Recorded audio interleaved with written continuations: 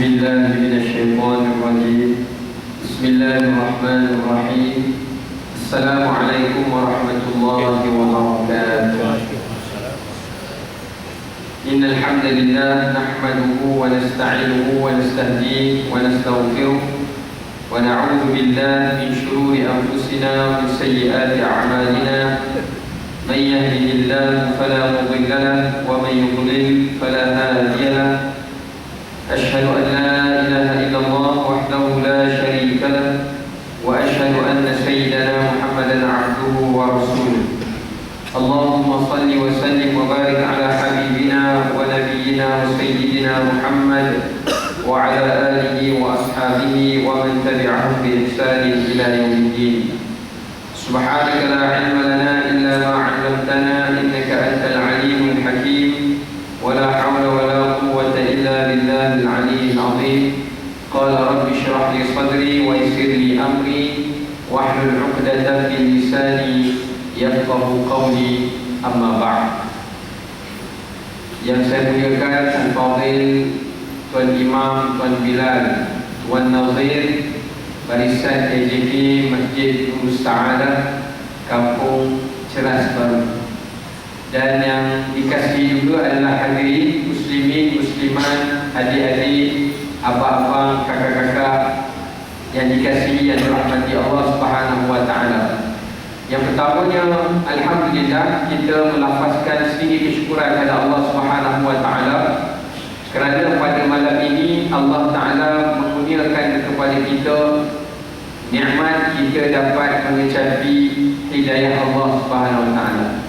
Yang mana pada malam ini tuan-tuan, yang membolehkan kita dapat bersama dipertemukan dalam majlis ilmu pada malam ini, kita diberikan daya, kekuatan, kita diberikan dorongan iman dan takwa untuk sama-sama kita berada di rumah Allah. Kita pilih pada malam minggu ni nak datang ke rumah Allah.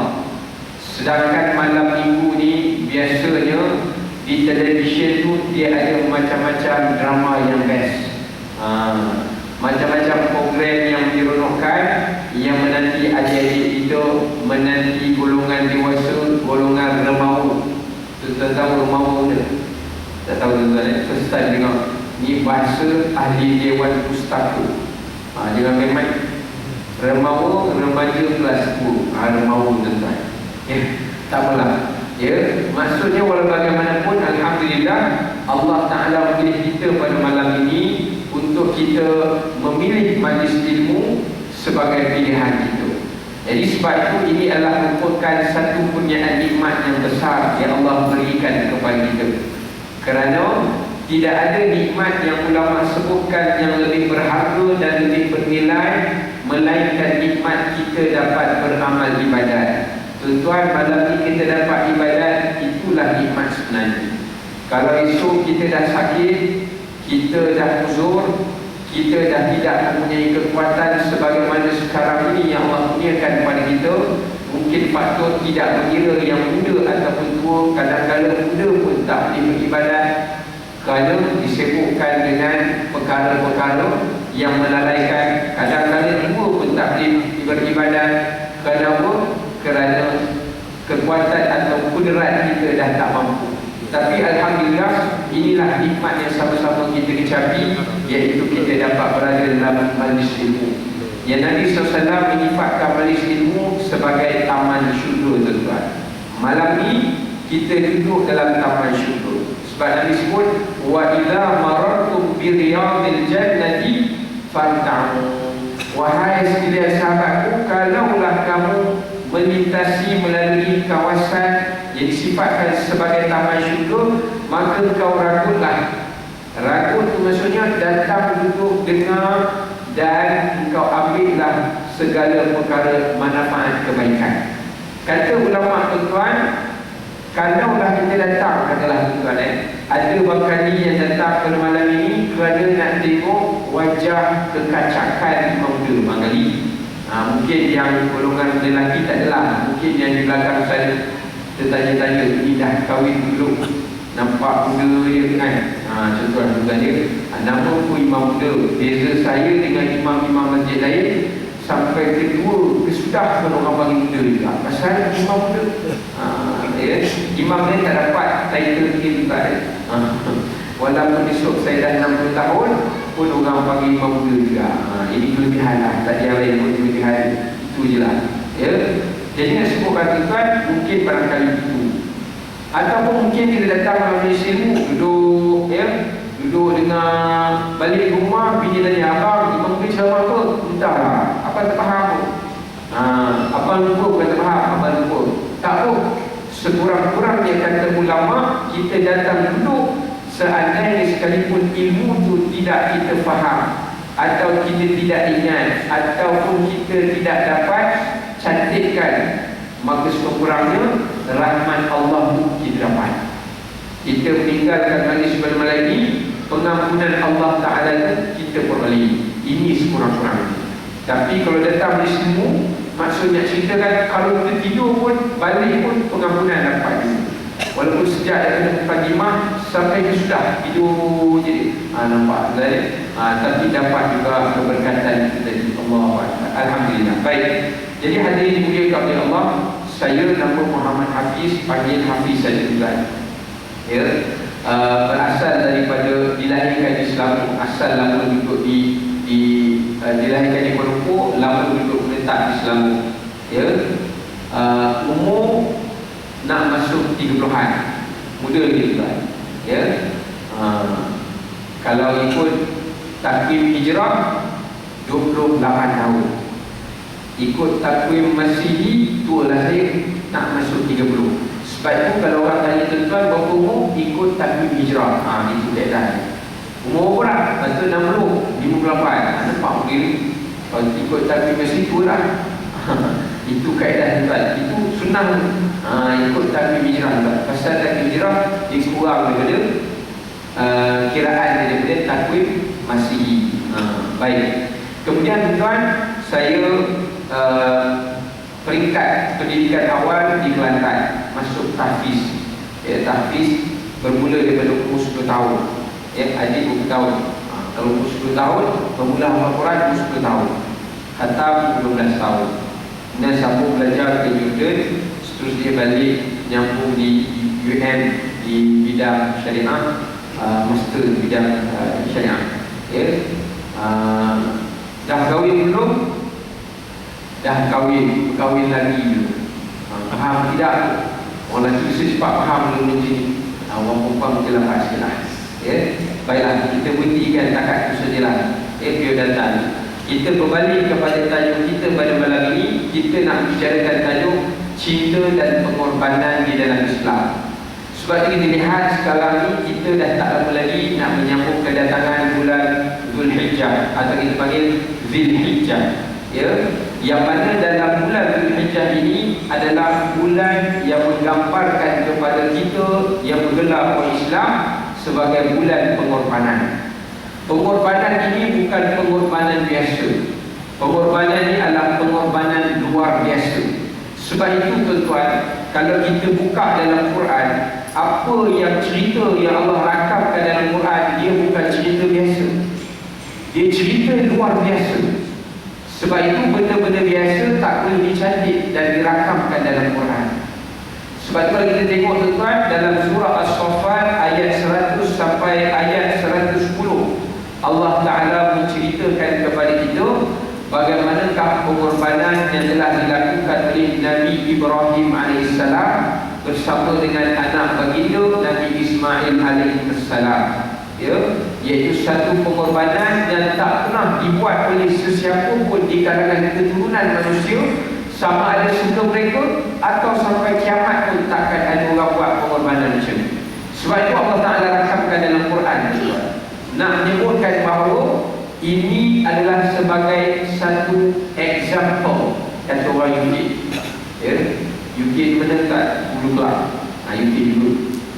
Kata orang Hulu Kelang, satu contoh tauladan kepada gambaran cinta dan pengorbanan.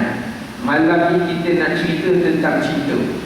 Bukan nak suruh tuan-tuan mengimbau kembali zaman cinta Malaysia itu, tidak. Kadang kalau saya cerita dalam bab cinta, zaman dulu kan ada pula pengen nak cinta pula. Kita lama Ustaz, 50 tahun dah tak cinta. sejak kahwin tu 30 tahun lah, mula-mula rasa nak cinta balik, tak payah ya.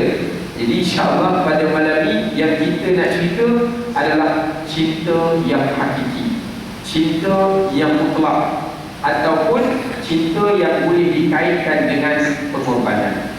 Sebab itu hadirin yang dimuliakan oleh Allah Subhanahu wa Ta'ala sekalian, yang pertamanya, bila saya akan bawakan contoh-contoh kisah Nabi Ibrahim dan Nabi Ismail alaihissalam untuk kita kaitkan dengan tajuk kita pada malam ini. Yang pertama tuan-tuan, bila kita menyebutkan tentang cinta, cinta ini dia tidak dapat dia mesti ada relation. Nampak? Dia mesti ada kaitan dengan pengorbanan, atau kita panggil dalam bahasa Arab at-tadhiyah, pengorbanan. Apa saja bila cerita tentang cinta, mesti ada sifat pengorbanan. Tak kiralah sama ada cinta kepada manusia, cinta kepada harta, cinta kepada pangkat, cinta kepada apa saja, mesti ada di sana pengorbanan. Cuma yang kita nak sebutkan di sini, pengorbanan yang menguntungkan akhirat ataupun pengorbanan yang tidak menguntungkan akhirat kita. Itu saja beza dia. Contohlah, kalau kita itu tuan-tuan suka pada isteri kita, Allahu Akbar, kan ada bantuan keluar, sedangkan lautan berapi sanggup kurenai. Bohong berlaku. Hari ini bab kahwin, cuba bakar. Abang berjalan tak? Tak ada harapan.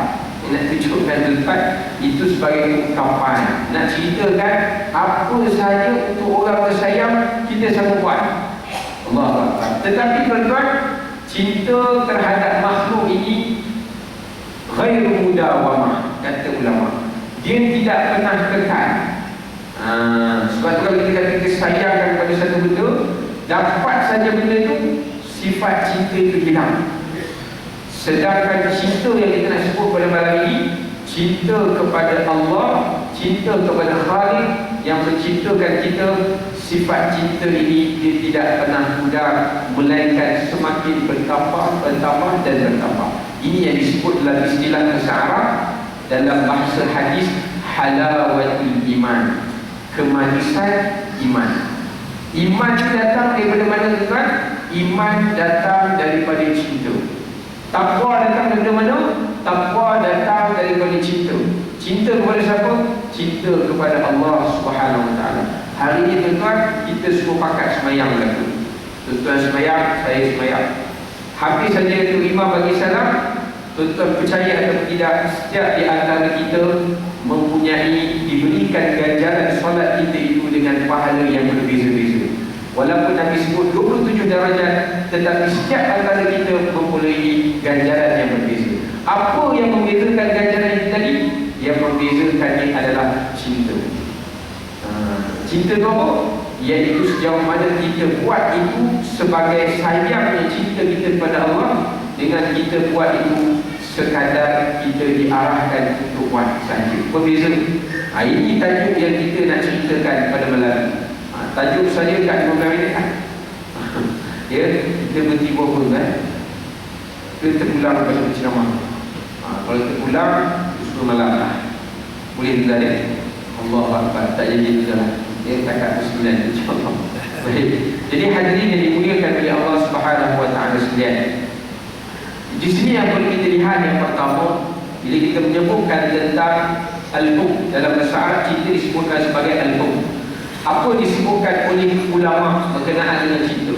Berkata seorang ulama namanya Qadhi Iyad, seorang ulama yang masyhur dalam bidang fiqh, dia bermazhab Maliki.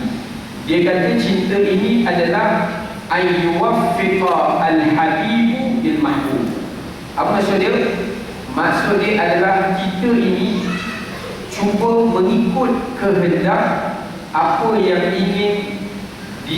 diinginkan oleh orang yang kita cintai. Itu bahasa mudah begitulah. Sekarang ini tuan-tuan, orang yang kita, bukan orang, apa yang kita sebutkan cinta ini adalah cinta kepada Allah dan Rasul. Ini nak sebutkan pengorbanan yang kita nak sebutkan pada malam ini.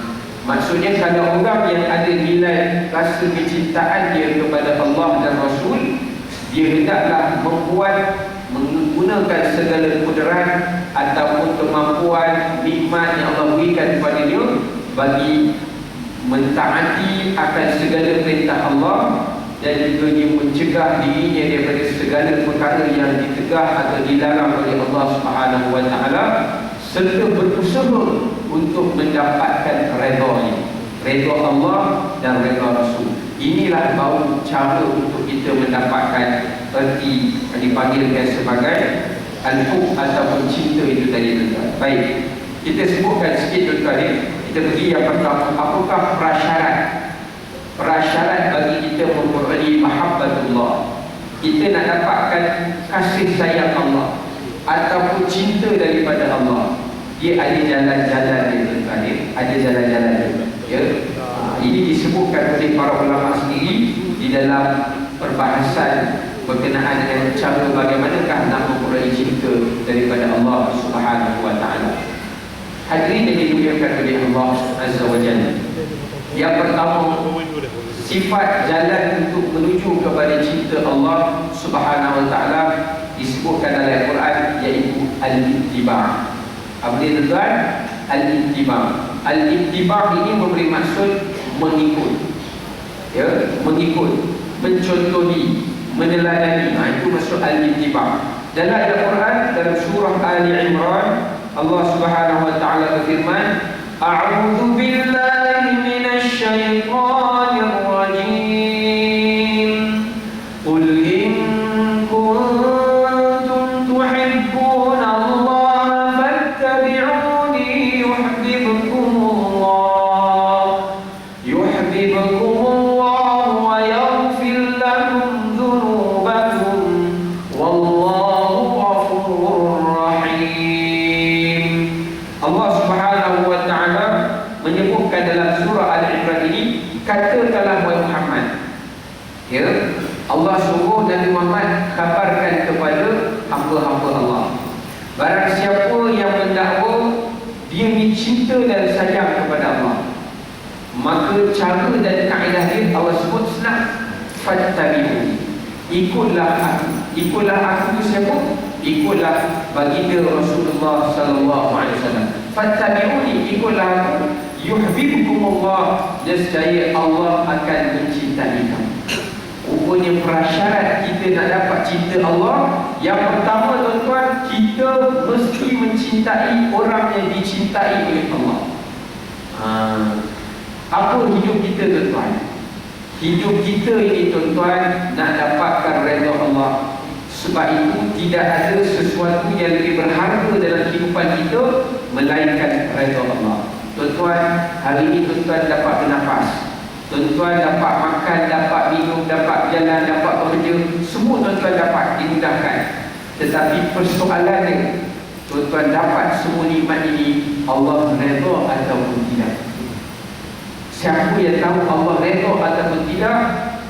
Sepanjang nikmat yang Allah berikan pada dia, sila angkat tangan. Allah, ya.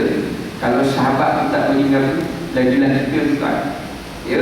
Nak ceritakan bahawa disebut dalam satu hadis riwayat Imam Muslim, sewaktu kita dibangkitkan daripada mahsyar, orang-orang yang disayangi oleh Allah, Allah nak masukkan dia dalam syurga, Allah kata apa? Allah berfirman dalam hadis kursi, Allah panggil semua ahli syurga, ya ibadi, dalam ayat dalam surah Al-Fajr, fadkhuli fi ibadi wadkhuli jannati. Allah panggil dulu, wahai hamba ahli syurga, kemari kamu, koma semua kemari. Itu dalam translation Perak lah, ya. Apa semua mai sini, nak apa satu cerita. Allah Ta'ala kata apa? Al-yawma uhilla lakum ridwani fala uskhatu alaikum min ba'dihi abada. Hari ini aku telah menghalalkan segala kurniaan nikmat aku yang pernah aku berikan kepada kamu sewaktu di dunia, sampailah kamu masuk dalam syurga, sampai bila-bila aku menghalalkan, kata Allah. Allah halalkan, atau dalam bahasa kita FOC, free of charge. Allah halalkan, tuan-tuan. Yang menyebabkan Allah halal, kenapa? Ridwani, kata Allah, aku redha atas apa yang telah kau lakukan untuk aku. Itu. Dan lalu Allah menyebut fala uskhatu alaikum min ba'dihi abada. Dan mulai saat ini aku tidak akan lagi membenci atau memurkai kamu sampai bila-bila. Allah, ini yang kemuncak hakikat pengorbanan yang perlu kita capai. Hidup kita tuan-tuan, kita korbankan usia kita, korbankan harta kita, korbankan masa kita. Apa yang kita miliki adalah untuk mendapatkan title radhiyallahu anhu wa radu an. Ini paling payah. Yang mana yang dapatnya adalah para sahabat. Sebab itu, kalau kita nak dapat title tersebut, kita mesti kena ikut jalan perjuangan pengorbanan orang-orang yang dicintai oleh Allah. Selama mana kita tak ikut jalan mereka, Allah, payah kita nak dapat tuan. Payah. Ya? Sebab itulah Allah Ta'ala merakamkan dalam Quran. Allah sebut apa? وَالَّذِينَ جَاهَدُوا فِينَا لَنَهْدِيَنَّهُمْ سُبُلَنَا وَإِنَّ اللَّهَ لَمَعَ الْمُحْسِنِينَ. Adapun orang yang berjihad pada jalan aku, jihad ini korban. Jihad ini maksudnya pengorbanan. Apa yang kita sumbangkan, habiskan, peruntukkan diri kita ini untuk Allah, lanahdiyannahum subulana. Siapa yang banyak berkorban untuk aku, kata Allah, aku akan beri hidayah, bimbing dia supaya dia mengikut jalan untuk mendapat redha aku dan masuk dalam syurgaku. Jalan siapa? Jalan para nabi, para rasul, para siddiq, para syuhada, para salihin, para alim ulama. Ini jalan itu kan. Allahu Akbar. Ya. Sebab itu pernah satu ketika dalam sebuah riwayat hadis tentunya, seorang sahabat Nabi namanya Anas bin Malik radhiyallahu taala. Anas bin Malik itu tuan hidup kan, dia berkhidmat kepada Nabi sejak umur dia 10 tahun sampai umur dia 20 tahun. 10 tahun berkhidmat dengan Nabi. Apa Nabi nak, semua dia tolong buatkan Nabi. Nak pakai kasut, nak pakai baju, dia tolong iron baju, semua buatkan. Dan dia pun 10 tahun. Satu hari dia terfikir dalam benak dia, kata, ya Allah, aku ni sahabat kecil, macam mana aku nak masuk syurga? Kerana amalan aku tidak setanding sahabat-sahabat yang besar. Pengorbanan aku ni tak setanding pengorbanan sahabat yang besar, seperti Abu Bakar, Umar, Uthman, Ali dan beberapa sahabat yang lain. Tiba-tiba datang seorang Arab Badui, datang kepada Nabi, ya Rasulullah, aku ni dah tua dah, tak apa larat, gitu. Masuk Islam pun dah 50, gigi dah terlalu pakai politik lah. Contoh dah tu, cakap dah tak pernah berhenti lah. Ya Rasulullah, aku ni dah uzur, masuk Islam lambat, tetapi aku nak masuk syurga bersama dengan kau ya Rasulullah. Tak nak masuk syurga lain, nak bersama dengan kau. Macam mana ya? Nampak Arab Badui yang masuk Islam tanya macam mana nak duduk dalam syurga bersama Nabi. Allah Akbar. Kita setiap hari beberapa kali baca doa minta masuk syurga bersama Nabi Muhammad. Ya, akhirnya Nabi sebut dalam jawapan yang begitu ringkas. Nabi kata apa? Yuhsyarul abdu ma'aman ahabba fid dunya. Seseorang itu akan dibangkitkan di pada mahsyar bersama dengan orang-orang yang ia paling sayangi dan cintai. Kalau orang yang dia paling sayangi waktu hidup dekat dunia dahulu adalah Nabi SAW, walaupun amalan kita tak setanding amalan Rasulullah SAW ataupun para sahabat yang hebat-hebat, kita boleh masuk syurga sama dengan semua itu. Allah, betul-betul ya? Kita boleh masuk walaupun amalan kita ni tak adalah banyak amalan, tuan-tuan. Ya, saya pernah fikir, tuan-tuan ya, saya pernah fikir, katakanlah ini saya pernah dengar ceramah seorang guru. Dia kata apa? Kalaulah kita sehari, tuan-tuan, tidur 8 jam, dia cerita setidur lah, tidur 8 jam sehari, kita malam sampai subuh esok 8 jam. Kalau tidur kita 8 jam sehari, dia 24 jam. Kalau umur kita Allah bagi 60 tahun, 20 tahun tidur saja. Tuan-tuan tak payah kalkulit, saya kalkulit, saya siap 20 tahun tu tidur saja, tuan-tuan. Ini kita cerita tidur yang rasmi, belum campur yang tak rasmi dia. Yang tak rasmi macam mana? Tengah mengaji walladzina kafaru, itu tak rasmi. Nampak? Tengah dua majlis ilmu, tengok imam muda, segak pula imam muda, lama-lama kejap.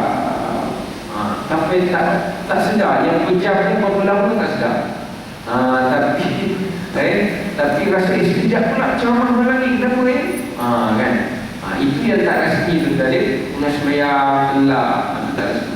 Kalau campur yang tak rasmi, Allah, bakal 30 tahun tidur saja gitu. Cuba tuan bayang, kita convertkan pula.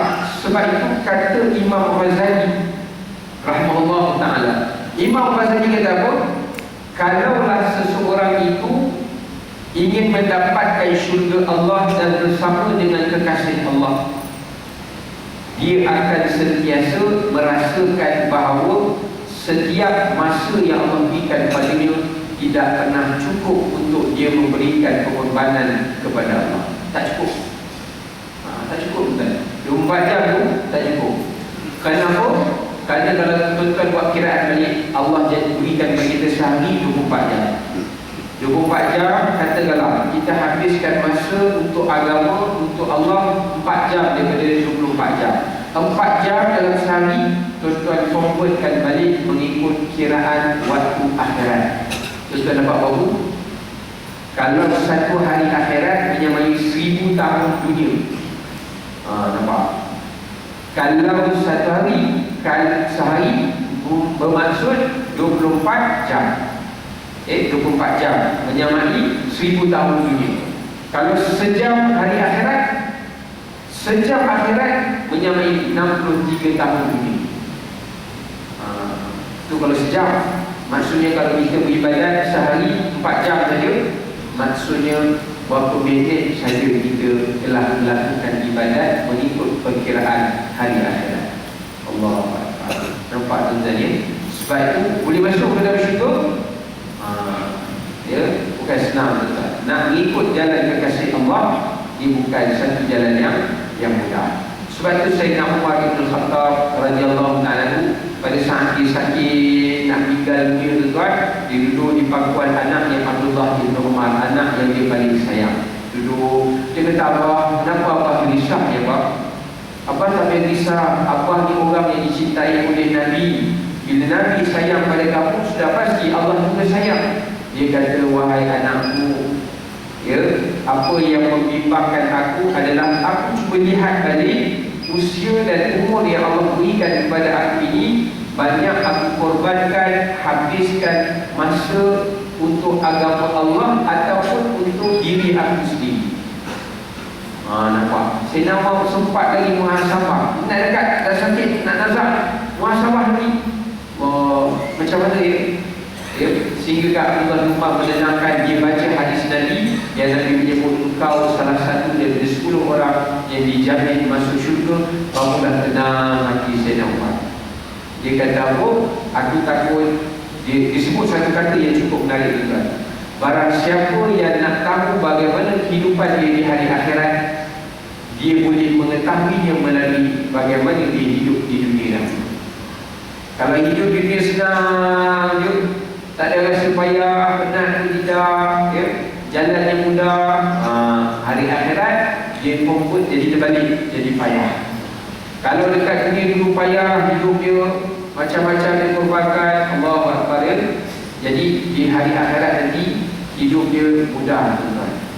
Allah, itu cara kaedah yang difikirkan oleh para ulama-ulama salafus salih yang terdahulu. Itu kaedahnya, tuan-tuan. Sebab itu hadirin dimuliakan oleh Allah Subhanahu wa taala. Yang pertama, cara nak mendapatkan cinta Allah, jalan dia adalah kita mesti mengenali siapa yang dicintai oleh Allah. Itu siapa? Para rasul dan para sahabat. Yang kedua, al-ittiba', kita kena ikut jalan orang-orang yang dicintai oleh Allah Ta'ala ini, dasarkan kepada ayat yang telah pun saya bacakan tadi, tuan-tuan. Ya, Qul in kuntum tuhibbunallah fattabi'uni, kata Allah. Wa man yuti'ir rasul faqad ata'a Allah. Siapa yang taat pada Allah, itu juga berarti dia pada Rasul. Itu maksud dia tuan. Tak payahlah kita bagi contoh mudah tadi. Nak sebutkan beza korban kita dengan korban orang terdahulu. Syekh Abdul Qadir Jailani tuan tidak pernah meninggalkan solat malam selama 80 tahun. Macam 80 tahun tak tinggal solat malam. Imam Syafi'i berwudu pada solat subuh menggunakan wudu solat isyak untuk solat subuh selama 45 tahun. Kita tu salah. Habis misyak Assalamualaikum, tak sempat keluar masjid, batallah. Itu kita tuan. Ya, 45 tahun sembahyang subuh tu, wudu isyak, nak cerita tak tidur malam. Sikitnya tidur mereka. Kanu qalilan minal laili ma yahja'un, Allah SWT Quran. Wa bil asharihum yastaghfirun. Mereka di pada malam hari sikitnya tidur dan banyaknya mereka ini meminta ampun di waktu sahur. Ulama dulu sikitnya tidur. Kita tuan sambung. Kita macam mana? Sikit-sikit tidur. Dia lain. Ulama dulu sikitnya tidur, kita sikit-sikit tidur. Sikit-sikit tidur. Itu lain kata. Kena beza. Ya, berbeza. Buat apa pun mesti tidur je. Nampak. Ya, itu nak ceritakan tuan-tuan perbezaan bagaimana nak berkorban untuk Allah Subhanahu Wa Taala. Tanda dia tuan-tuan tak payah-payah. Ya, banyak sebenarnya benda yang saya nak cerita malam ni, poin-poin dia banyak. Salah satu daripada tanda kita nak berkorban untuk Allah, kata Imam Ghazali yang tadi saya sebutkan, ikut jalan orang-orang yang dicintai oleh Allah. Macam mana kita nak ikut jalan mereka? Kita kena kenal cara hidup orang-orang yang dicintai oleh Allah Ta'ala. Siapa macam Rasulullah SAW? Kalau kita tak mampu ikut Nabi, ikut sahabat. Cara hidup sahabat kita. Sahabat pun tak mampu, ikut cara hidup para fuqaha, alim ulama macam Imam Syafi'i, Syekh Abdul Qadir Jailani dan sebagainya. Kita ikut jalan mereka, barulah kita boleh dapatkan cinta dan pengorbanan dalam mendapatkan cinta itu. Ya, itu maksud dia tuan. Maksud dia macam mana? Kata Imam Ghazali senang. Siapa yang nak mengetahui dia telah berkorban untuk Allah ataupun tidak, cuba kau lihat dia banyak membuat apa yang Allah suka berbanding apa yang dia suka. Kita nak faham macam mana? Kita hidup kat dunia ni tuan-tuan, kita kena buat banyak benda yang Allah suka. Bukan kita buat sesuka hati. Beza. Bukan kita buat apa yang kita suka, tapi kita buat apa yang Allah dan Rasul suka. Itu cara jalan nak mendapatkan cinta Allah. Dan itulah jalan untuk mendapatkan pengorbanan. Nak membuat pengorbanan itu tadi. Ya? Salah satu daripada dia, kata Imam Ghazali, kita buat benda yang nafsu tak suka. Imam Ghazali kata senang. Nak tahu apa yang Allah suka, apa yang tidak disuka oleh nafsu, itu Allah suka. Apa yang nafsu suka, itu Allah tak suka. Senang, indikator dia senang. Calculation dia senang. Contohlah tadi, nafsu kita tak suka bangun di tengah malam. Bangun tahajud, suka ke tidak? Tak suka kan? Sebab itu jalan salafus salih, banyak yang mereka kurang yang mereka tidur di malam hari kerana banyak yang pengaduan dan munajat mereka kepada Allah Subhanahu Wa Taala. Ya, sebab itu cuba kita amalkan. Orang ni tidur lawan nafsu, bangun tengah malam. Ya, bangun tengah malam tu bertahajud. Allah sebut barang siapa yang bangun tengah malam, saya bacakan mafhum hadis ni dan disebut, maka dia menggerakkan anak dan isterinya untuk bangun bersembahyang malam, kutiba minaz zakirin wal zakirat, disebutkan dalam hadis Sahih Muslim. Allah akan suruh malaikat cantik, dia pada hari itu termasuk di kalangan orang yang paling banyak berzikir kepada Allah. Tak semestinya dia zikir 100,000 sekali, 100,000 kali, 1000 kali. Bangun sembahyang malam dah dicantik orang yang banyak berzikir kepada Allah Subhanahu Wa Taala. Tapi bukan senang sebenarnya. Orang yang pergi masuk gym pun nak gerak bangun sembahyang subuh, dia mengangkat selimut tu lebih berat daripada 5 kilo. Tak boleh diangkat ke? Berat semua. Padahal selimut tu setengah kilo dah sempat. Itu nak ceritakan tuan-tuan bezanya pengorbanan. Baru nak sebut tentang dalam bab kita bangun bertahajud. Macam-macam lagi pengorbanan yang lebih besar yang boleh kita lihat. Sebagai contohlah, ya, kita lihat di antara kunci dan tanda kita memperolehi cinta Allah, kata ulama, kita termasuk di kalangan orang-orang yang paling banyak dipuji. Kalau Allah banyak puji kita, tuan, itu tanda Allah sayang kat kita.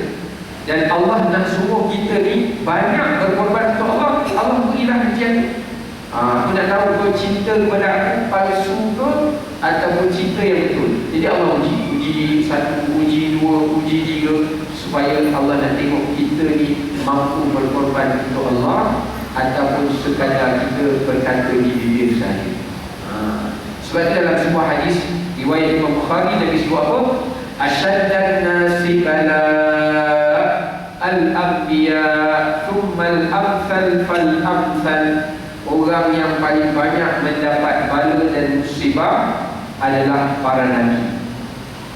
Sebab itu kalau kita tengok kehidupan para nabi, senang ke susah? Susah. Nabi SAW disebut dalam kitab Syama'il, Nabi makan paling kuat sehari 2 minggu. 2 minggu macam mana? Kalau nasi sama ada dengan sayur ataupun dengan ikan. Itu contohlah. Itu kira 2 minggu, nasi 1 minggu, ikan 2 minggu. Kita sepinggan saja nasi untuk tengah hari 12 minggu. Sambal kacangnya, ulangnya, sayurnya, ayamnya, apa lagi, ikannya, daging, banyak pula. Itu baru sekali makan, bukan sehari. Nabi sehari 2 minggu. Nampak? Nak ceritakan kehidupan Nabi SAW, banyak di dalam keadaan mendapat pujian.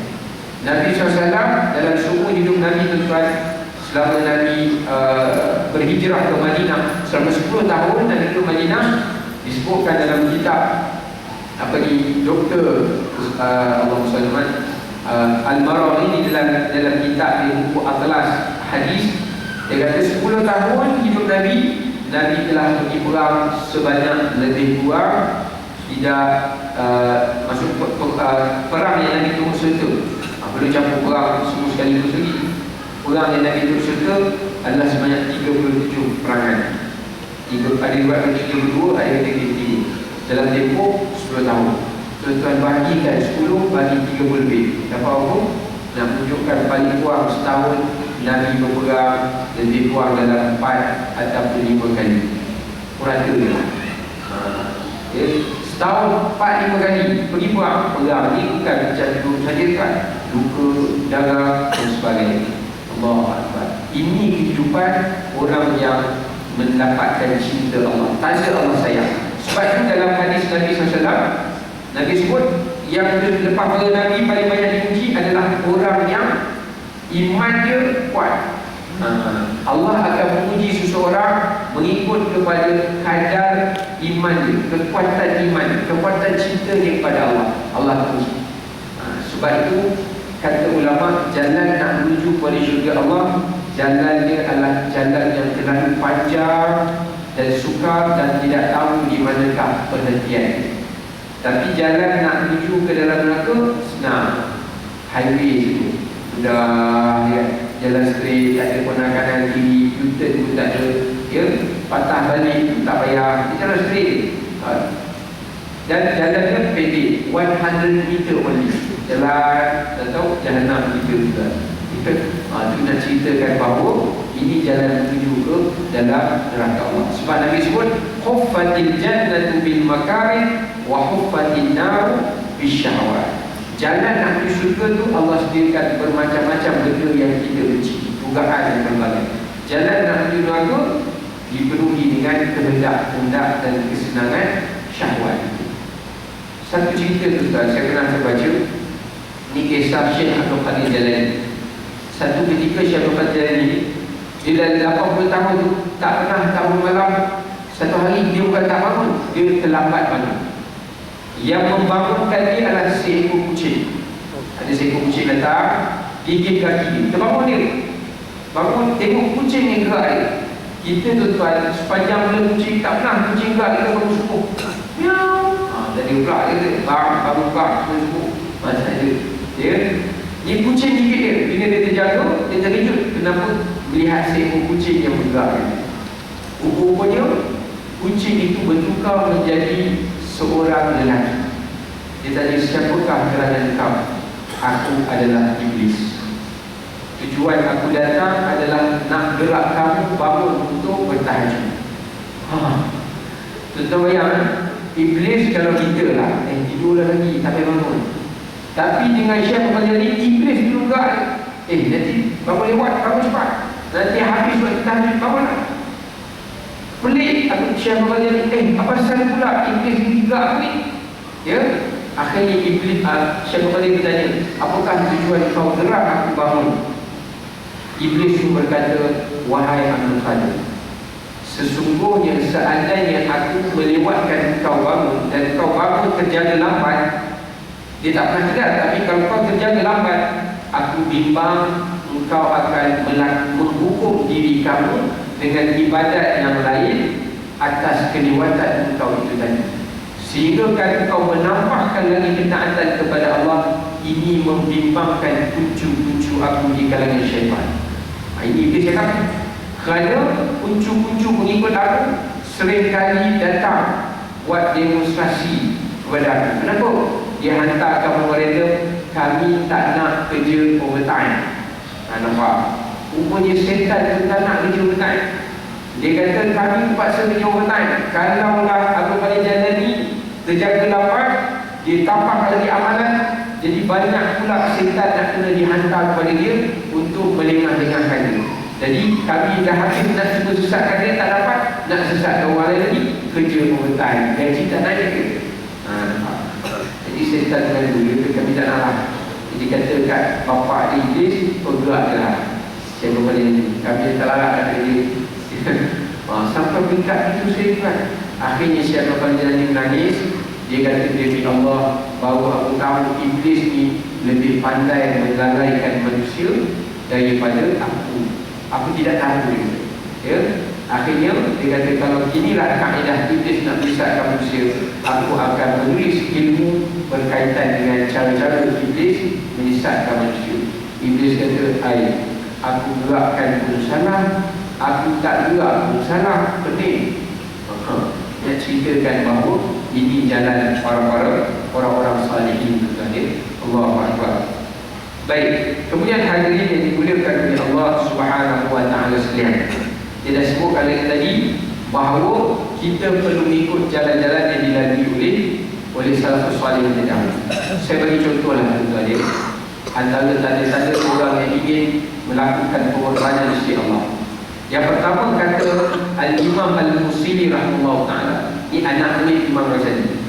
Dia kata tujuan Allah kurniakan nikmat kepada kita, makin banyak nikmat untuk suruh kita makin banyak berkorban. Yang pertama, nikmat Allah berikan kepada kita untuk kita menambahkan ketaatan kita. Allah mudahkan, tuan ada kereta, ada motor.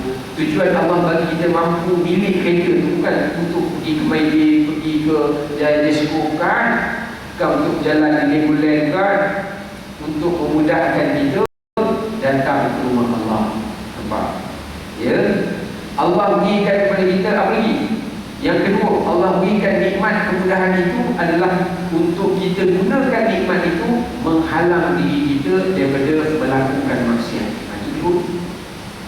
Yang ketiga, iaitu Allah berikan kepada kita nikmat dengan tujuan kita gunakan nikmat itu agar kita ini dapat menghidupkan ataupun memperjuangkan agama Allah, agar orang-orang lain berdakwahkan agama Allah Ta'ala itu.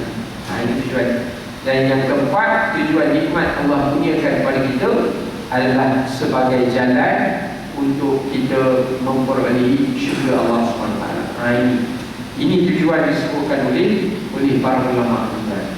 Di sebab itu saya bagilah contoh oleh tuan. Kita tengok perjuangan para sahabat. Yang pertama tuan, sahabat yang menghabiskan masanya, kecintaannya kepada Allah dan Rasul. Sebab itu kalau kita cinta kepada Allah, nak bagi Allah sayang pada kita, kita kena tahu apa yang Allah sayang. Sebab itu kata ulama, selama mana kita tidak dapat mengetahui apa yang Allah sukai, kita kita tak dapat cinta Allah. Macam kita nak suruh isteri sayang pada kita lah kita nak tahu apa yang dia suka makan, dia suka minum apa, pakai pakaian apa, handbag jenama apa, kasut apa, kita nak tahu. Kalau kita tak tahu, nak dapatkan sayang ke, tak ada harapan. Ya, balik rumah, ya, kopi jantan, kat dapur tu dah ada lah di Iwan, pandai-pandai dapur sikit, kaki kan Allah dah bagi air, lain macam kasut air. Nak cerita tuan, itu kalau tanda isi tak sayang lah. Guru saya pernah mengajar tuan, dia kata kalau tanda-tanda kita lagi usia, kalau tuan keluar, isteri tak tanya, bang, bila balik? Lagi usia. Ya, pernah saya jumpa seorang pakcik tu kan, umur dia 83 tahun. Saya jumpa dia Ramadan tahun ni, 10 malam terakhir dia tidur di masjid. 83 tahun tidur atas ni. Allah, saya kata pakcik, baliklah, nanti sakit pinggang. Dalam pakcik tu bongkok, baliklah pakcik, nanti sakit ni payah pula nak ibadat. Ustaz, saya kalau dah umur gini lah 3 ni, kalau tak makan, tak minum, tak balik, cukup tidur tidak, ini tak tanya pun. Nampak? Masuk umur dalam 3, tu salah tuan. Nak harapkan bila tanya, tak ada harapan tuan. Kalau umur 38, dia tanya lah, abang mana tu? Tak balik lagi. Imam dah balik lama lah, dia kata siap makan balikan lagi, abang dah sesempat. Tanya, kalau 38 dia tanya, 83 bawa diri lah. Abang pandai lah mana jalan kan. Sudah cerita tuan. Tapi kita ceritakan pakcik ni, Masya Allah, hebat dia. Dia kata, saya syukur Allah Ta'ala dah panjangkan usia saya. Saya nak habiskan ibaki usia saya ni untuk berkorban untuk Allah sahaja. Sebab sebelum itu 60 tahun saya dah habiskan masa saya untuk dunia dan akhirat. Akhir ni saya nak habiskan masa untuk Allah saja. Saya tak fikir apa dah. Kereta ke rumah saya tak nak fikir. Saya nak habiskan masa saya untuk Allah. Cucu ke apa, itu adalah, tapi tak banyak dihabiskan masa. Allahu Akbar. Kenapa? Saya nampak di sembahyang setiap malam, sembahyang tarawih 20 rakaat, umur 83 tahun, tak duduk atas kursi lipat. Kalau dah ikut dia duduk. Sebab saya tengok di sembahyang pun macam tak larat juga. Tapi digagahkan duduk. Saya tengok orang yang bawah umur daripada saya, bawah 83 tahun, semua kursi lipat dulu. 83 tahun tak pakai, yang bawah 63 pula pakai. Pakai, yang 38 tu pakai tu. Pakai tu, sakit. Duduklah. Saya kata, pakcik, kenapa tak sembahyang duduk? Kan Islam bagi rukhsah. Dia jawab, Ustaz, kalau saya sembahyang duduk, saya malu dengan Allah. Dulu waktu saya muda, Allah bagi saya diri, saya malas nak diri untuk sembahyang. Sekarang ni Allah dah tak bagi saya larat diri, saya pula nak ambil kesempatan untuk duduk. Saya malu, saya nak diri juga. Nampak tak? Dan dia kata kat saya, ingatlah, di pada mahsyar nanti, semua kita dibangkitkan, tak ada siapa pun boleh hidup. Allah bangkit kita keluar dari kubur, semua kita kena diri lagi. Dan disebut oleh Imam Ibn Katsir dalam kitabnya Al-Fitan, orang yang paling sedikit tempoh kadar dia diri pada hari akhirat adalah setengah hari hitungan akhirat. Setengah hari menyamai 500 tahun. Macam kita diri 5 jam naik ke matu kaki. Saya pernah ikut ada satu majlis tu, imam dia baca Al-Alaqari, A'udzu billahi minasy syaithanir rajim.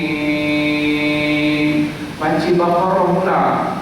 Orang belakang semuanya dah cina. Kanan kiri, kanan kiri. Tengok belakang macam senam aerobik tu ada. Alright. Dah lemuh dah kaki kawan. Waktu rukuk kerkak, berbunyi kepala tu. Anak katakan punya penat diri. Itu sembahyang tarawih paling kuat tu sejam je. Sejam setengah tu kan. Ini 500 tahun. Allah. Ya. Jadi dia kata waktu tu Ustaz, malaikat tak tersediakan kursi lipat. Request pun tak dapat.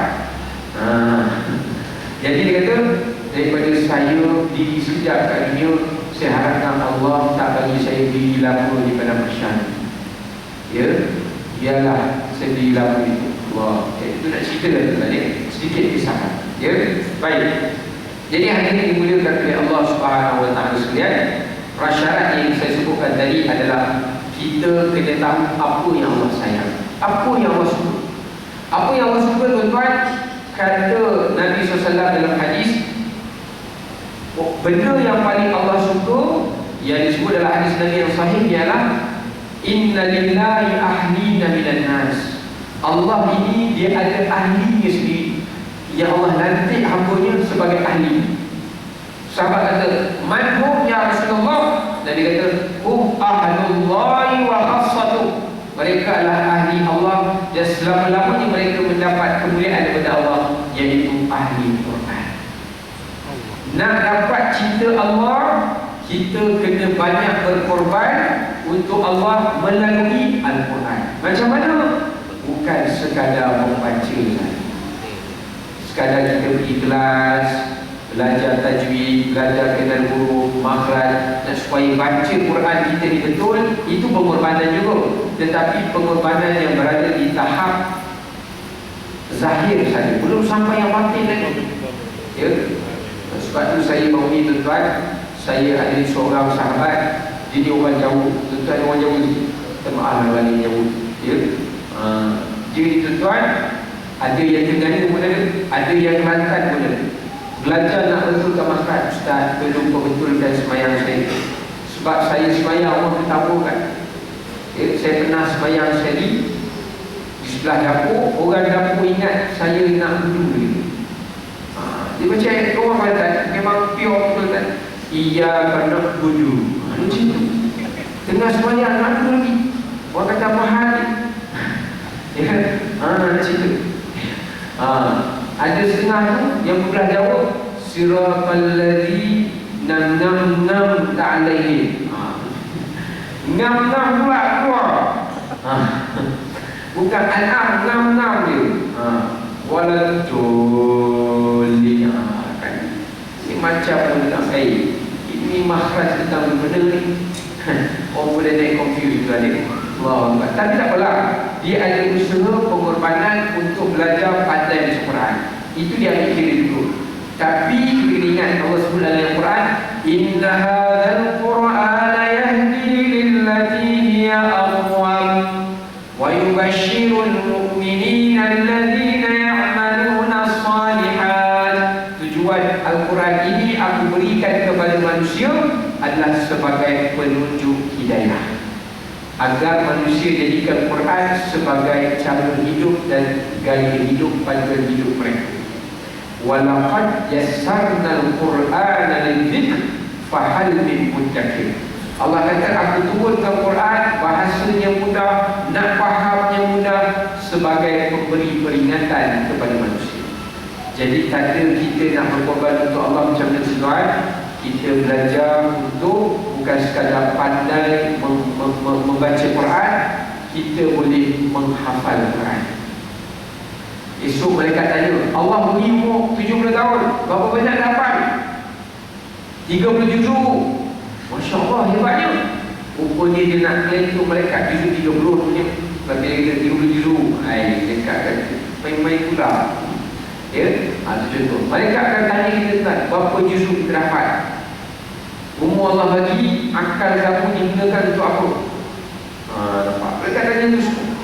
Kalau kita tak mampu, tak apa. Sekurang-kurangnya ada usaha untuk kita menghafal. Ada sedikit Quran yang ada dalam dada kita. Kemudian pergi peringkat sebelumnya adalah tadabbur, hayati, faham Quran. Allah sebut dalam Quran, lahum qulubun la yafqahuna biha. Kenapa manusia campak dan neraka jahanam? Aku berikan mereka akal dan hati, tapi mereka tak cuba fahamkan Quran. Tak faham. Ya? Sebab tu kalau kita faham Quran, kita baca Quran ni seronok tuan.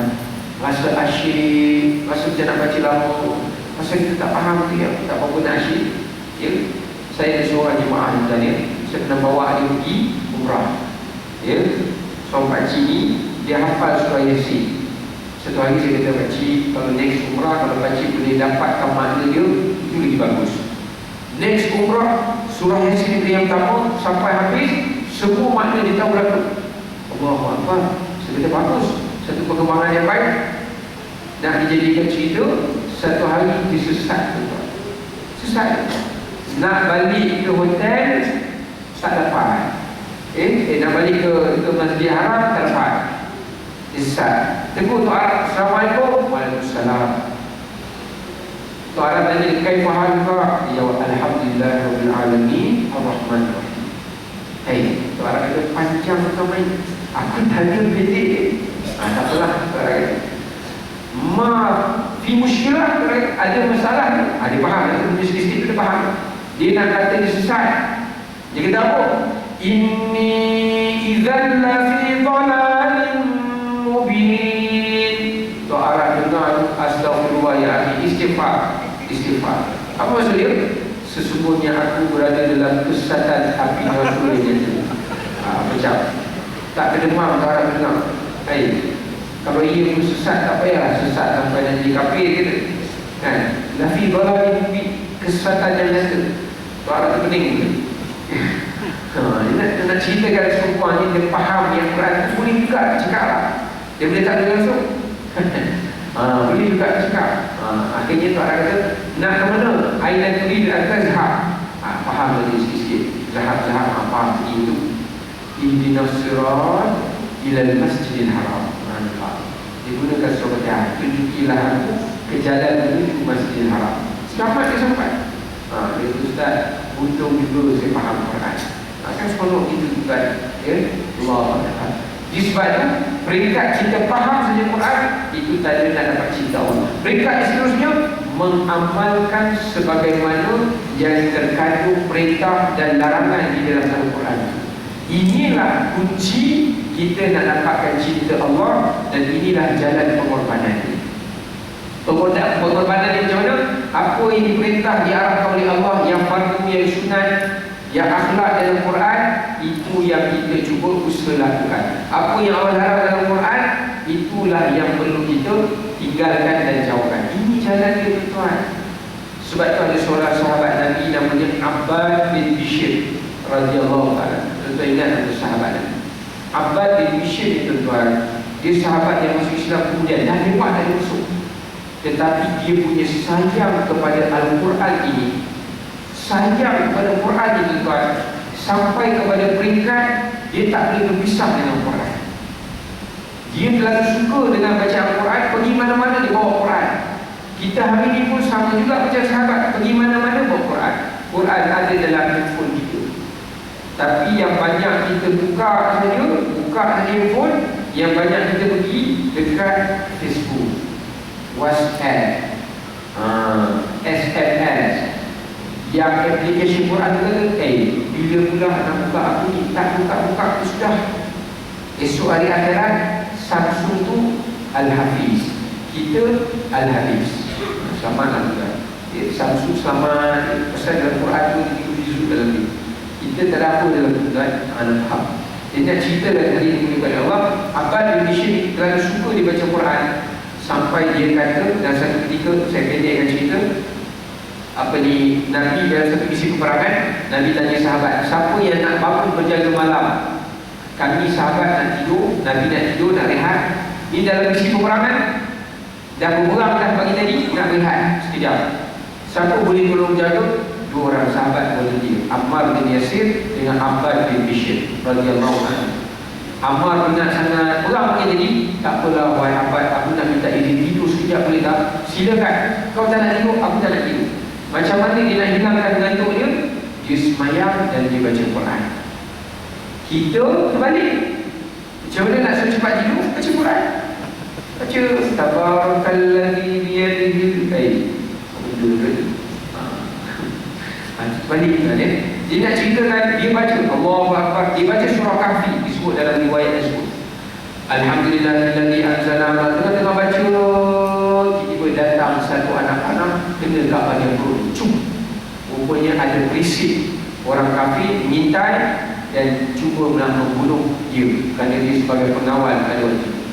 Anak panah datang busuk, sakit, tapi dia meneruskan baca Quran. Walau darah balik, teruskan. Datang anak panah kedua, sekali lagi, teruskan lagi baca Quran. Datang anak panah ketiga, dia dah tak larang. Banyak darah dah keluar, dia terpaksa berhentikan semayang dia. Dia gerak Ammar bin Yasir, wahai Ammar, musuh Islam telah menyerang aku. segera Allah gerakkan para sahabat lain dan bersiap sedia menangkap dan membunuh orang yang memanah itu tadi. Dan bila saat di dalam keadaan sakit nak meninggal, bertanya Ammar, wahai Abbas, apa yang menghalang engkau untuk memberhentikan solat, untuk gerak aku pada serangan anak panah yang pertama?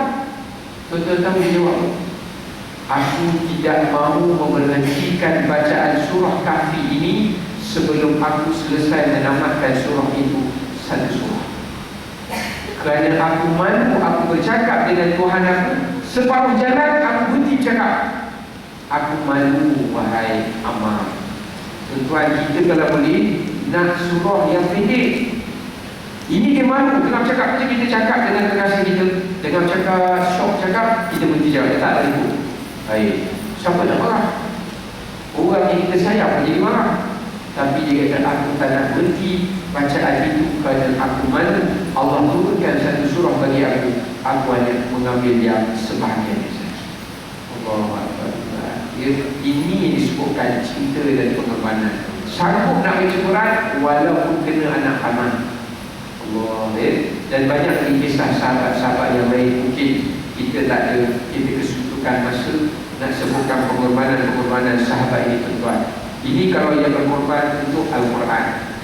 Cara lain nak dapatkan cinta Allah adalah kita hidup dengan cara hidup Nabi SAW. Sebab Allah Ta'ala sebut apa, tuan-tuan? فَلْيَحْذَرِ الَّذِينَ يُخَالِفُونَ عَنْ أَمْرِهِ أَنْ تُصِيبَهُمْ فِتْنَةٌ أَوْ يُصِيبَهُمْ عَذَابٌ أَلِيمٌ.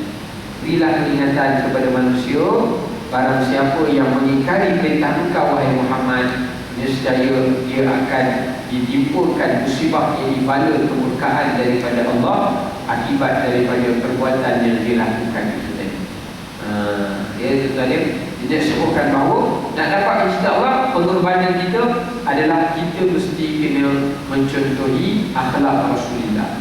Kita mesti kena teruskan perjuangan yang dijalankan oleh Nabi SAW, iaitu memastikan agar semua masyarakat umat manusia mendapatkan kefahaman tentang agama Islam, supaya mereka juga berada dalam ajaran Allah SWT. Ini perjuangan yang besar. Contoh dia, tuan-tuan, kita boleh lihat kisah seorang sahabat tersebut lagi satu, iaitu namanya Asim bin Thabit. Asim bin Thabit radhiyallahu ta'ala. Asim bin Thabit ini, tuan-tuan, dia ini seorang sahabat yang kemudian juga. Dia pernah berkata lepas dia masuk Islam, wahai Rasulullah, walaupun aku masuk Islam lambat, tapi aku mewakafkan darah aku yang mengalir dalam diri ini. Aku mewakafkan diri aku, harta aku, segala-galanya yang aku miliki untuk mempertahankan ajaran yang kau bawa. Dia kata benda itu. Dan dijadikan cerita, pendekkan kisahnya, sehingga kan Nabi memuji Asim itu, tuan. Nabi kata apa? Kalaulah aku menyusunkan barisan, aku akan melihat orang yang pertama berebut-rebut nak duduk di bahagian saf hadapan adalah Asim. Kerana dia bukan sekadar nak dapatkan syahid, dia nak dapatkan pahala banyak membunuh orang-orang yang dibenci oleh Allah, supaya Allah sayangkan dia. Itu dia. Kita, tuan-tuan, tak payah sunyi perang pun. Allah paling menyayangi orang yang berada di saf yang pertama. Bila nak suruh naik ke depan, tak apalah, kamu nak naik. Nampak. Dalam bab ibadat mana boleh ada sifat tawaduk. Saya tengok orang kita naik suruh depan, duduk kat depan. Tak apalah kamu naik. Dia punya orang pula. Kita patut berlumba-lumba. Sahabat zaman Nabi dulu, saf pertama ni berlumba-lumba tak? Saya siap naik orang tusuk lagi. Okey, siapa naik? Nampak. Nak kata berebut di mereka, kita punyalah tawaduk. Silalah naik. Saya pernah kata, kenapa abang takut sangat naik depan? Takut imam nanti jadi imam. Imam nanti pun tiga orang dulu kan? Takut sangat dia. Tapi kalau saya takut untuk jujur sikit, imam tak cari. Tapi pernah berlaku juga tentang dia. Sekali imam batal, oleh kerana tak ada orang berani duduk belakang imam, orang yang tak lagi imam duduk belakang. Imam pun sentuh dia, sila naik ke depan, saya sakit pun, batal dia. Sampai ke sudah imam habis berdatas, dia tak ada depan-depan. Orang tak tahu siapa yang jadi imam. Imam nanti dia, takkan kau boleh nak bawa pandai pula tempat. Rupanya imam tu je, dia boleh tadi gini kan? Imam pun datang balik dia, pasal kau kata naik? Tunggu imam. Dia kata tu imam. Rupanya dia tak faham. Imam suruh dia naik. Dia ingat ke imam suruh tunggu dia. Itu sudah tunggu. Kan pening gitu. Sebab itulah kita ni dalam bab akhirat kena lumba. Kan Allah sebut apa? Fastabiqul khairat. Berlumba-lumbalah dalam perkara-perkara kebaikan. Ini kan kisah Hasim dan Sabit tadi. Di sini sebutkan pintu tuan-tuan. Satu hari lepas dah selesai peperangan, hinggakan beberapa pembesar Quraisy sebutkan antara list yang disenaraikan untuk ditangkap secara hidup-hidup atau dibunuh atau mendapatkan kepalanya. Yang pertama ranking dia adalah Asim bin Sabit. Saya lupa dalam cerita itu kerana dia telah membunuh 2 orang anak kesayangan pembesar Quraisy. Ya, disuruh tangkap hidup-hidup atau dapatkan kepala dia. Akhirnya dalam perjalanan jalan, dia dikepung dengan beberapa kawan dia. Kawan dia yang lain dipaksa untuk cakap kufur, pun bercakap kufur. Tapi dalam hati iman, rupanya kena bunuh dulu. Asim bin Sabit ini tidak. Dia kata daripada aku bercakap kufur, lebih baik aku melawan mereka dan mati di dalam keadaan aku mati syahid. Kerana aku mempertahankan buat benda yang Allah sayang. Aku yakin kalau aku buat benda yang Allah suruh, pasti itu Allah sayang, Allah sukai, dan Allah tidak akan mensia-siakan hidup aku. Dia pun lawan, mati dia syahid. Tapi sebelum dia nak pergi tu, dia doa, ya Allah, oleh kerana aku telah menghabiskan darah aku, diri aku ini untuk kau, muliakanlah jasad. Lepas dia dibunuh tuan-tuan, orang nak penggal kepala dia tuan-tuan, tapi oleh kerana Allah Ta'ala memelihara jasad dia, orang kafir nak datang, terbuat mengerumuni jasad dia. Nak datang, terbuat gigi. Nak datang, terbuat gigi. Tak boleh datang. Akhirnya orang sini kata, kita tunggu sampai malam, terbuat datang lagi. Tunggu sampai malam. Dah terbuat lagi, nak datang tangkap, Allah datangkan pula hujan di padang pasir. Jaga hujan padang pasir. Hujan datang, ribut, sehingga kan mereka semua ditenggelamkan dengan seluruh pasir itu. Tak tahu jenazah itu hilang. Jasad tadi hilang. Habis dia ribut, tengok, mana jasad? Dah tak ada. Rupanya jasad itu Allah hantar dah sampai ke bumi Madinah dengan kuasa Allah. Allah sendiri tanamkan, tak payah tanamkan. Allah beritahu kepada Muhammad, jasad Asim telah pun dikebumikan oleh malaikat sendiri. Allahu Akbar. Ini orang yang berkorban untuk Allah. Sebab itu tuan-tuan, tanda cinta yang paling tertinggi disebutkan ulama, al-hubbu fillah wal bughdu fillah. Ini kita boleh capai. Kita suka, cinta, buat satu benda kerana Allah sayangkan. Kita benci terhadap satu benda kerana Allah membencikan. Kenapa kita membenci adanya perjudian? Kenapa? Sebab Allah membenci. Nampak? Kenapa kita benci orang buat maksiat? Bukan kita benci ahli maksiat. Kita membencinya kerana dia membuat apa yang Allah benci. Kalau dia bertaubat, kita kembali sayang kepada dia. Itu cara konsep. Ya? Ini cara tuan dimuliakan oleh Allah SWT untuk kita mendapatkan hakikat kepada perjuangan ataupun cinta dan pengorbanan daripada Allah SWT. Sebab itu mengakhiri dalam kuliah pada malam ini, saya sebutkan sedikit antara pengajaran yang telah dilakukan oleh Nabi Allah Ibrahim dan Nabi Allah Ismail alaihissalam. Yang pertama tuan-tuan, Allah memuji Nabi Ibrahim dengan dia disuruhkan berdakwah dan dibakar oleh nama. Nak sebutkan Nabi Ibrahim sanggup buat apa yang Allah suruh walaupun menggadaikan diri sendiri. Ini nak menunjukkan cara kemuncak pengorbanan adalah mengutamakan hak Allah berbanding hak kita sendiri. Kita tuan-tuan tengah lapar jalan, dengar azan, pergi singgah ke masjid, utamakan Allah, makan kemudian, itu tanda pengorbanan. Itu pengorbanan yang kecil. Kalau Nabi itu dibakar, satu. Nombor dua, lepas dibakar, dakwah pada bapak dia tak mengaku anak, halau dan nak direjamnya Nabi Ibrahim. Putus silaturahim walaupun dia ajak bapak dia dakwah dengan cara cara yang baik. Bapa dia putuskan bekalan, apa segala-galanya putus, tapi dia buat itu kerana Allah, walaupun terpaksa dimusuhi, dibenci oleh darah daging dia sendiri. Ini kita bukan senang nak buat tuan. Contohnya ada orang tu dia kata, Ustaz, saya takut nak tegur anak saya untuk aurat, suruh semayang, sebab kalau saya tegur nanti dia benci saya. Allah Akbar tuan. Di mana pengorbanan kita? Kita takut anak benci ke kita takut Allah benci? Kalau tanda kita sayang pada anak kita, kita tegur dia. Bila dia berubah, Allah sayang kita, kita pun boleh duduk dalam syurga bersama dengan ahli kaum kita. Tapi kalau kita takut dia benci pada kita, kita ikut kemahuan dia, Allah membenci kita, esok dua-dua pun boleh tentu dapat masuk dalam syurga. Ini maksud dia tuan.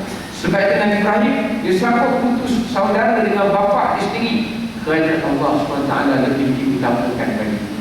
Dah habis Allah uji macam tu, pergi pula umur 86 tahun baru dapat Nabi Ismail Allah kurniakan. Ya, dapat pula Allah suruh tinggal. Kata Imam Ibn Katsir dalam tafsir, setahun 2 kali sahaja Nabi Ibrahim singgah tengok anaknya dan isterinya Hajar. Cuba tuan bayang, ada tak orang kerja kat offshore, setahun 2 kali je dia, tak ada harapan. Silap-silap setahun tak balik-balik dia, rupanya dah beranak pinak kat sana, dia kahwin lain. Dia setahun 2 kali tak menjadi dia, kahwin lain aku, buat anak baru dia. Nampak. Tapi yang Ibrahim tidak, setahun sekali Allah arahkan itu, dia balik. Dapat tengok anak sekali, patah balik, Allah suruh dakwah. Datang pula tahun kedua, patah balik. Tahu-tahu anak dah besar. Perjuangan yang bukan senang, tuan. Ya? Ya. Sebab tu kalau tuan-tuan terpaksa juangkan masa tuan dengan anak-anak, tak boleh tengok anak-anak selalu kerana nak menghantar anak-anak kita atau cucu-cucu kita pergi ke Mahat Hafiz, walaupun jarang dapat jumpa mereka, tapi untuk kebaikan nak kena mereka buatlah tuan. Inilah masa untuk kita menabur ataupun menabung, ataupun kita nak menabung saham kita pada hari akhirat. Inilah masa dia. Ya, walaupun tak dapat jumpa lagi. Kemudian Allah uji dengan Ibrahim, dah dapat anak, dah besar, tolong buat Kaabah sama-sama, kerja sama-sama, dah seronok pasal dah dapat itu sama-sama. Dulu asyik pisah, dah dapat itu sama-sama.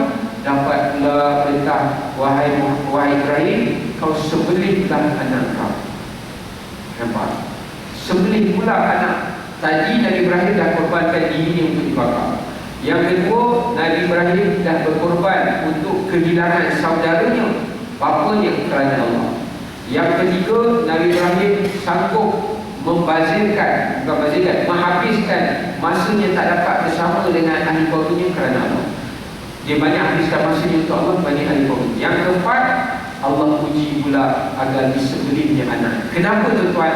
Kenapa disebut oleh Imam Al-Qurtubi? Kerana bila Nabi Ibrahim dah dapat kembali duduk dengan anak Ismail, cinta dia kepada Ismail berbuah-buah. Bila berbuah-buah, takut nanti terleka dengan cintanya terhadap Allah, takut jawab kepada Allah, Allah tu suci. Wahai Ibrahim, kau sebelih anak kau sekarang. Apa maksud dia tuan? Pengorbanan yang paling tertinggi adalah kita berkorban untuk Allah, benda yang paling kita sayang. Sebab tu kalau tabung lalu tadi, benda apa kita paling sayang? Kalau lah yang paling kita sayang adalah duit RM20 yang ada dalam kocek kita, itu yang kita bagi. Sebab kalau kita sayang orang, takkan kita nak bagi yang peman dia. Kita kata, yang I very love you. You love me? Did you love me? Do you love me? Oh, I really love you. Okay. Sekarang abang belikan kat handbag Coach. Oh, seronok bini kita. Dia mahal tak? Memang mahal. Rupanya beli kat Uptown. Dia tipu bini dia. Sekali dia tahu. Apa rasa bini kalau dia tahu? Abang kata yang beli rupanya yang body dia. Beli kat Uptown. Kawan dia kata, aku nampak suami kau datang semalam. Ini saksi. Hantar pula gambar ke WhatsApp. Kan kacau ni. Kan? Mengamuk bini tu. Kata saya beli yang pemannya. Nampak. Isbat itu Allah sebut dalam Quran, lan tanalul birra hatta tunfiqu mimma tuhibbun. Kamu takkan dapat cinta aku sehinggalah kamu buat, korbankan benda yang paling kamu sayang. Sebab itu Allah nak uji Ibrahim, kau sayang Ismail, baik. Aku nak tengok kau sayang aku ke kau sayang Ismail. Kau sebelih Ismail sekarang. Nabi Ibrahim tahu Allah nak uji di manakah kecintaan dia sebenarnya. Nabi Ibrahim kata apa tuan-tuan? Ya Allah, Nabi Ibrahim tak tolak. Kalau gitu lah Allah kata kau sembelih dan kau sembelih. Sekarang 86 tahun dah tiba-tiba kena sembelih. Kita paling kurang pun, kalau kita ni tak kurang ajar dengan Allah, kita kata kenapa perlu sembelih? Paling kurang soalan yang akan keluar, kenapa perlu sembelih? Nabi Ibrahim tak kata begitu. Nabi Ibrahim diam. Nabi Ibrahim kata apa? Disebutkan dalam riwayat Israiliyat, ya Allah, Engkau telah memberikan kepada aku anak yang menyebabkan ialah yang aku sayangi. Seandainya aku sembelih dia sekalipun, Engkau jugalah yang boleh memberikan lagi aku anak yang boleh untuk aku sayangi. Kerana itu aku sanggup buat. Kerana Engkau boleh berikan segala-gala benda yang aku sayang, apa salahnya aku berikan untuk Engkau apa yang aku sayang. Cantik pasti. Nampak tuan? Kerana dia boleh tahu anak yang aku dapat kerana Allah. Kalau Allah minta kita balik bagi, kerana Allah boleh bagi yang lebih baik daripada itu. Tanya pula Puan Ismail minta izin itu sebab Allah nak uji dia minta. Dia berani nak uji anak. Abah ini, abah seperti kau. Kalau anak yang jadi tak beriman, dia akan kata, Abah ni itulah tidur tak usul lagi, tak baca 3 buku, layan kursi tak baca, mimpi bukan, baliklah Abah, tak payah layan tidur. Itu kalau anak kita, ya, mungkin yang Abah mimpi, patutnya Abah ambil bahagian korban. Abah tak ambil, Abah pergi ambil bahagian lain, pergi buat korban. Dia tak sekirahkan kita pula. Tapi Nabi Ismail tak jawab itu, kerana mimpi Nabi itu wahyu. Qad saddaqta ru'ya, wahai Abah, ya abadi al ma tu'mar. Bapa dengar saja, bapa buat. Kerana satajikni insya-Allah muslim. Nampak tuan-tuan ni?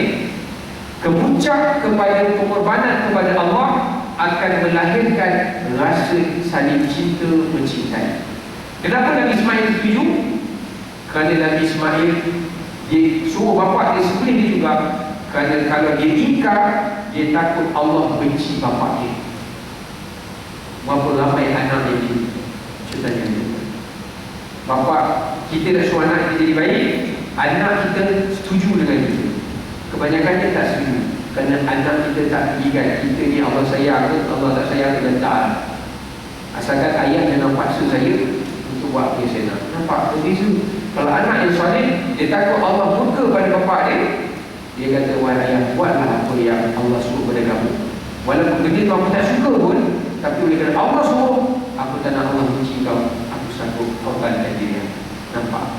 Inilah yang disebutkan jalinan kasih sayang yang Allah berikan kebahagiaan kepada orang yang banyak berkorban untuk Allah. Akhirnya Allah gantikan dengan satu binatang korban yang paling berharga, yang datang dari syurga. Dan Allah syariatkan rakamkan kisah pengorbanan ini untuk kita sembelih lembu, ya, dalam ibadat korban kita adalah untuk kita mempelajari daripada cerita tadi. Ringkaskan cerita sebagai penutup tuan-tuan. Kita tadi penutup tak tertutup, ya.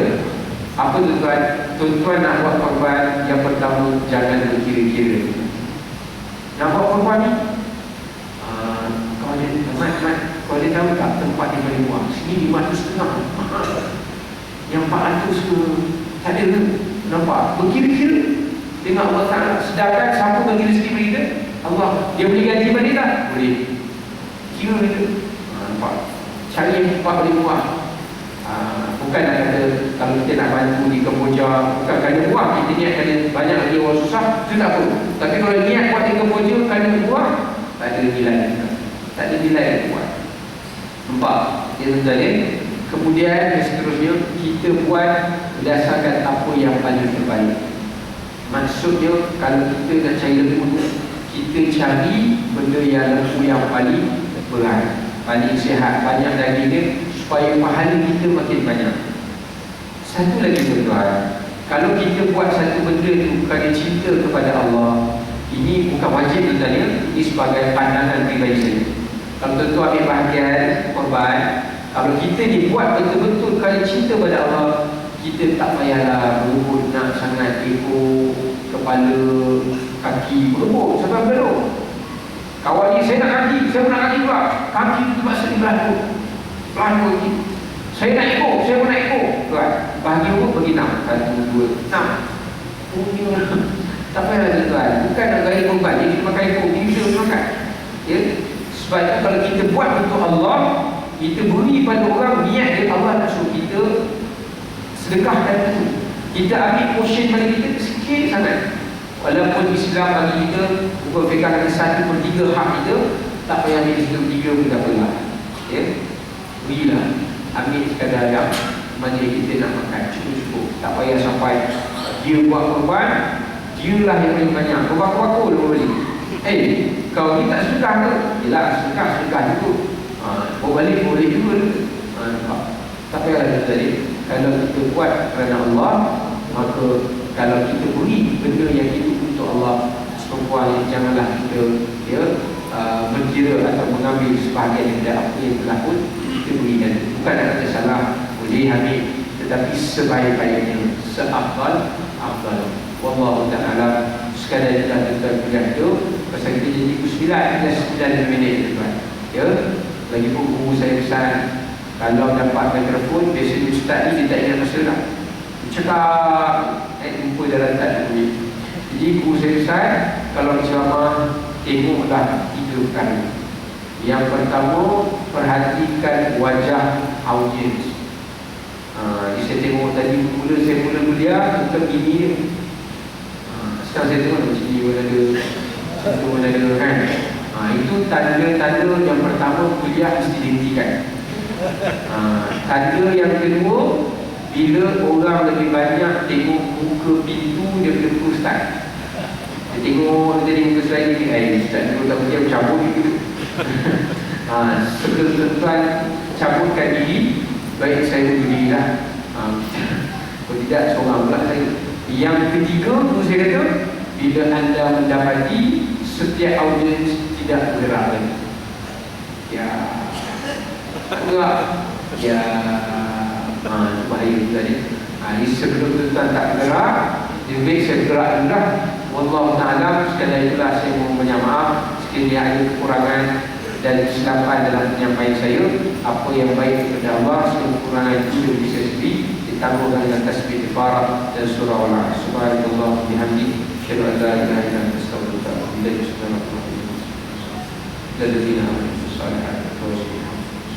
Assalamualaikum warahmatullahi wabarakatuh.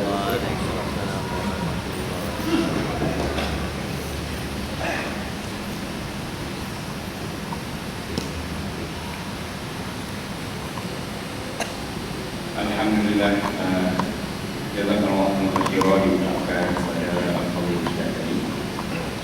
Kita terima kasih kepada di atas penerangan yang disampaikan. Tuan-tuan ilmu telah disampaikan, penerangan telah diberi, tazkirah telah disampaikan tuan-tuan. Cuma kita saja tuan-tuan. Semua faham tuan apa itu cinta dan pengorbanan.